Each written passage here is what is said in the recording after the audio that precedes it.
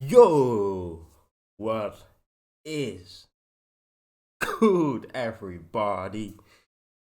Square Enix just surprised us with a brand new announcement trailer for a sequel to the game called The World Ends With You, or more commonly known as TWEWY, TWEWY.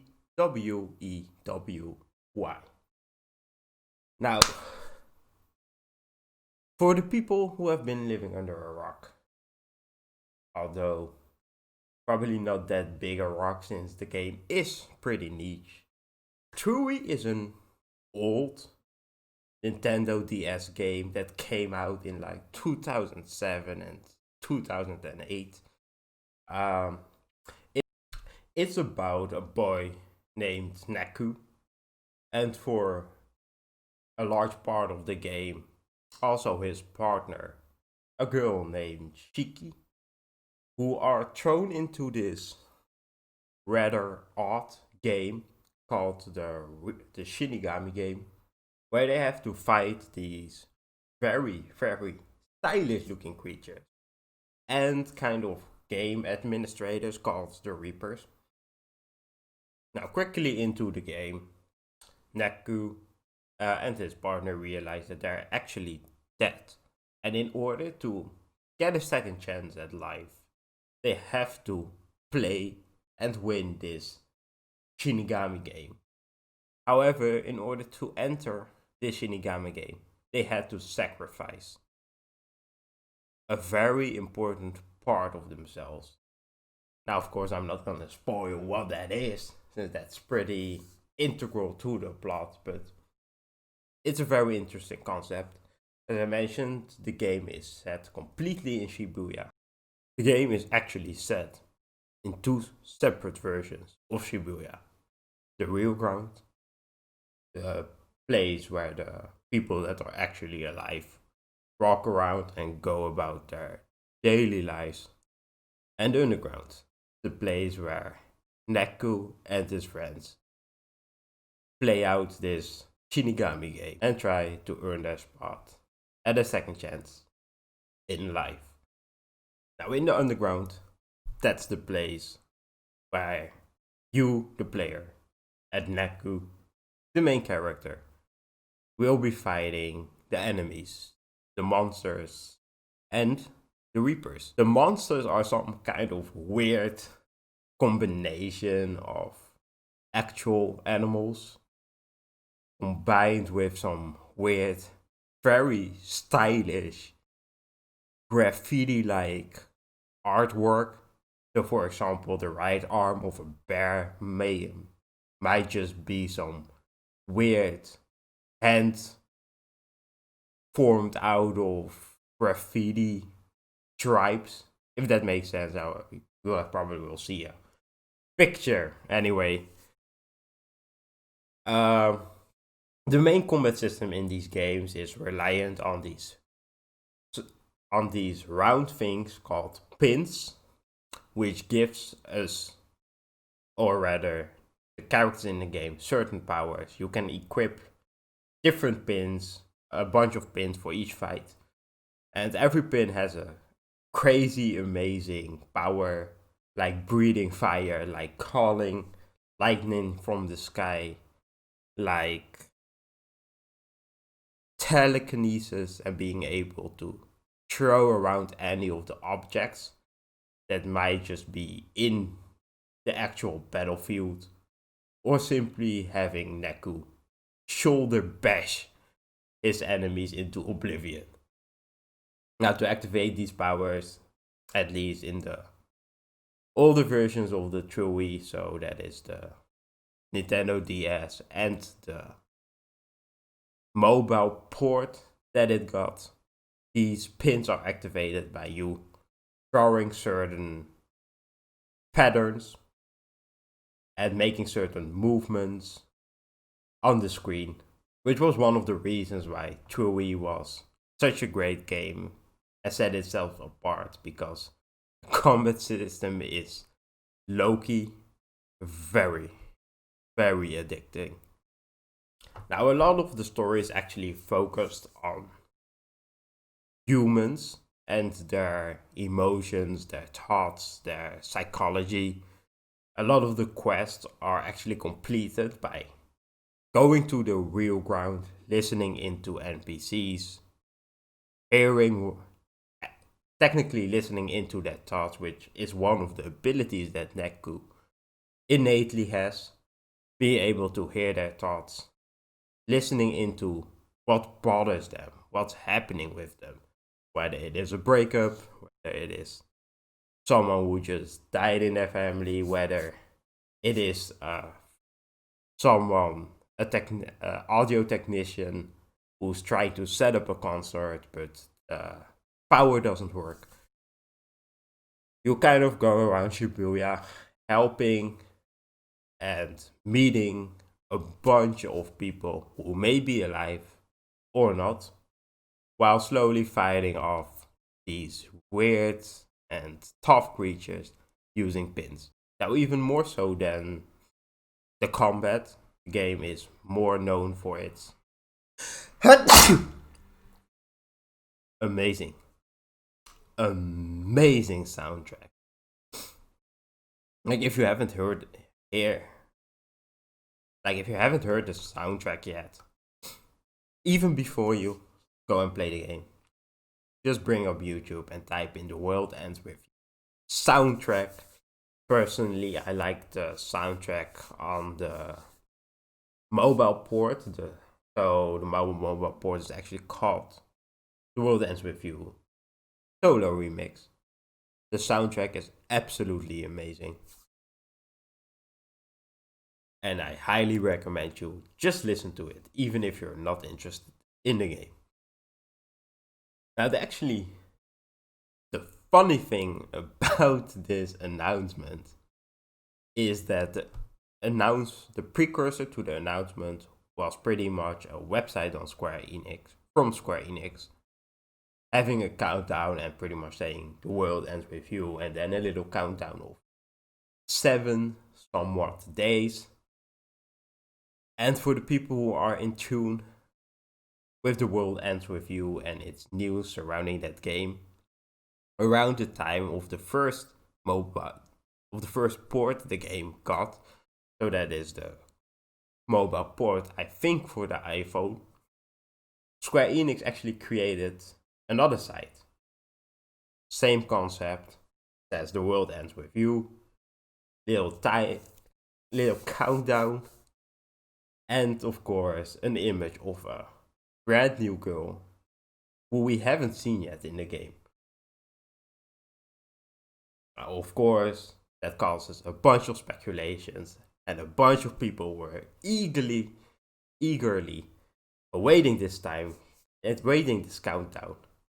in the hopes of getting a "World Ends With You" sequel. Instead, the countdown ended, and nothing really happened.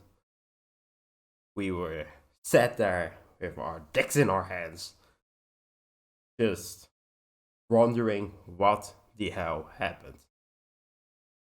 There was no information about the girl, the sequel, or even another port. The world ends with you. Information, news, everything surrounding the game just went radio silent. Until in 2018, when Square Enix, and I assume in collaboration with Nintendo, announced yet another fucking port of the game, but this time for the Nintendo Switch. Yes, sir. Now, of course, first of all, it got a lot of people complaining that the combat didn't work on the Switch, complaining that the port was bad, as people usually do with ports. But you know, your boy had to buy that shit. Yeah, you know your boy had to get that. You know your boy had to cop that. So of course, in 2018, we got that The World Ends With You. It says final remix, and luckily they were right. It was the final port of the game, final remix. Now actually, in this game, they actually added that girl from the countdown. You know, the countdown that happened like 3 to 4 years before this freaking port released. They actually added a kind of side story with her in this game. So I guess in the end they did somewhat deliver, but it still left us wanting more. Like, why would Square Enix make a random ass port of a very niche game for the Switch after blue balling us with a shitty countdown years and years before? Well, we got our answer. The World Ends With You, part motherfucking 2. So finally, Square Enix's countdown site actually amounted to something. They actually did something with it. Finally. But yeah, The World Ends With You, part 2. Let's just check out that trailer, do a little reaction, and then we'll go from there. Alright, let's get it. Wait, hold on. Let me up that quality. Alright, let's go.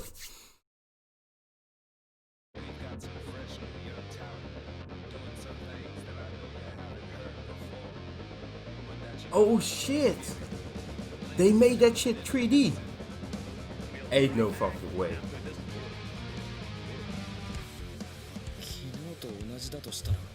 Is this the future? Oh shit, yo, look at that combat. They made that whole shit 3D and action based, I think. And those of course were the pins I was talking about. Oh, Shinigami game, yes sir! Yo, they got my boy Minamoto. Or Minamimoto. I can't pronounce names for shit. But they got my boy. For the people who of course don't know who he is a very, very important part of the first game.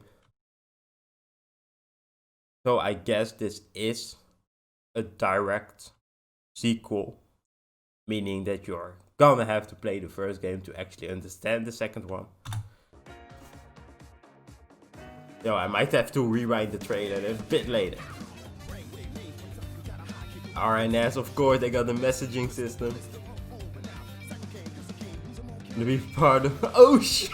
Oh, he's playable! Of course, those are the creatures I was talking about. Oh god, that mammoth! I shall pay for it. Wait. Oh, that is the girl. I was also talking about. The one from the first countdown.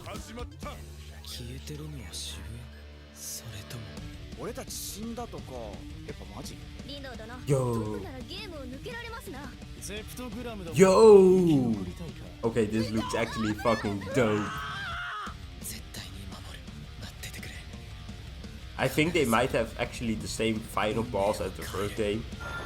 Because that scene just now reminded me of that boss in the first game, one of the last bosses you fight. Summer. Like, let me check if... Like this boss, he seems very familiar. I think he was also, a form of him was also the final boss of the first game. Might not be completely correct, but I will change our fate together. Alright, so again, second game also set in Shibuya. Fully 3D. Coming out summer 2021.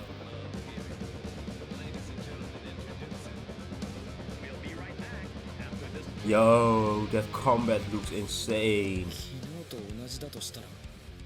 No, this is what I fucking love. They actually found a way to make the shit 3D and action based, you know, as most old games, as sequels to old games currently do, since having this weird side-scrolling pixel type of style often doesn't work anymore. But they found a way to do all of that and still keep the same fucking art style. Thank you. Like, that's all I ask for. Like the new Disgaea game. I think it's Disgaea 6 right now. Like, they changed the art style completely. They went from this cool, swaggy looking pixel art to this whole 3D chibi kind of mess, to be honest. No, this looks amazing. But of course got new characters. Yo, the power of the pins look amazing. My boy! Minamimoto. Oh. So I'm guessing we're still going to be able to hear, or rather read, the thoughts of the people on the real ground, so the people in the real world, as shown in this image where we can kind of listen into them. Or, yo, it seems like they doing Shibuya justice. They doing Shibuya justice. A bunch of these areas I'm able to recognize from other games, of course from the first TWEWY, but also from Persona 5,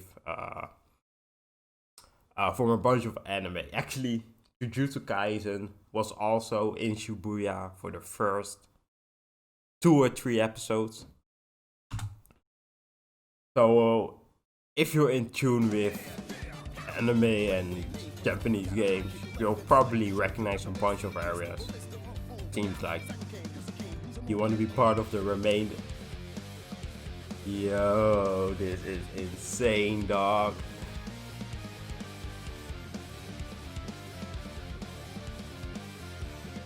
Great. You shall pay for my misery. Oh.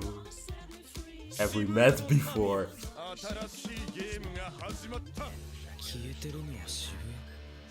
Now there we go.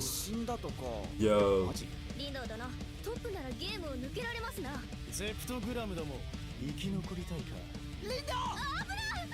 Chains of Fate Together World Ends You. Okay, Nintendo Switch and PS. Up to 4.